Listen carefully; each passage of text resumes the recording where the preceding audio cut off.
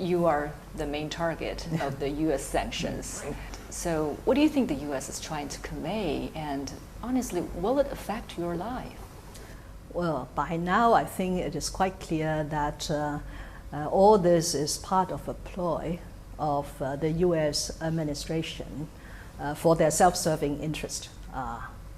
So Hong Kong is a ready point for them to do this sort of thing, because we are such an open society, and we have a small portion of people who tend to be more radical and critical of the government and of the mainland.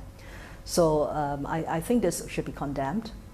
Any such acts of sanction against officials, whether in the Hong Kong Special Administrative Region government or in the Central People's Government, simply for the purpose that they are defending their country's national security, I think such acts of attacks or sanctions should be condemned by us, by the people of Hong Kong. And I think even internationally, I hope that other jurisdictions will be able to see for themselves that this is just nonsense. The more that this attracts the critics of China to attack us means that the more effectiveness this piece of legislation is to achieve its intended objective. You said it is a very difficult decision to postpone the legislative election. Why is that? Well, first of all, this Legislative Council election is a general election that is held once every 4 years. And we all know that whenever we have a general election of the Legislative Council, it's highly competitive. So a lot of people want to get into the Legislative Council. And of course, prior to our decision, we all know that Hong Kong has gone through a very difficult, highly politicized, and very polarized situation. So at this point in time, for the Chief Executive to take a decision to postpone the election will give rise to all sorts of speculations. But ultimately, nothing is more important than life, than the safety of Hong Kong people. So when the COVID-19 epidemic suddenly re-emerged from the first week in July, and then the situation deteriorated to such an extent that we got very worried whether we still have the conditions to conduct a fair and safe general election. And the conclusion is we could not run the risk.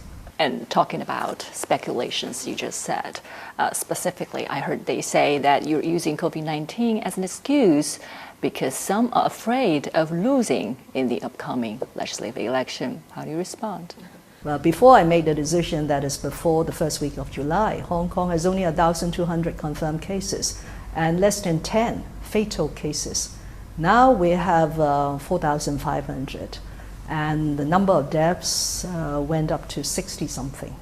So isn't it a very severe situation that any government leader will have to address very seriously? So despite the inevitable speculations or even some overseas attacks on the administration and on myself, I think this is a responsible decision to make.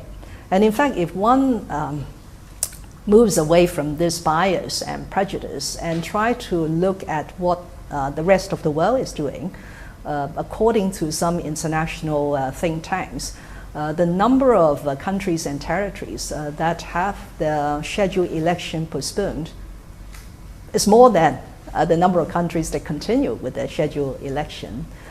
Just quote a place which we're all very familiar, and that is the United Kingdom.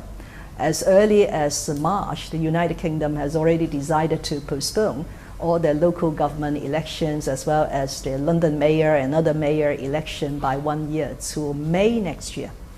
So I think we are only doing what is right, just like what other governments are doing what is right for their people.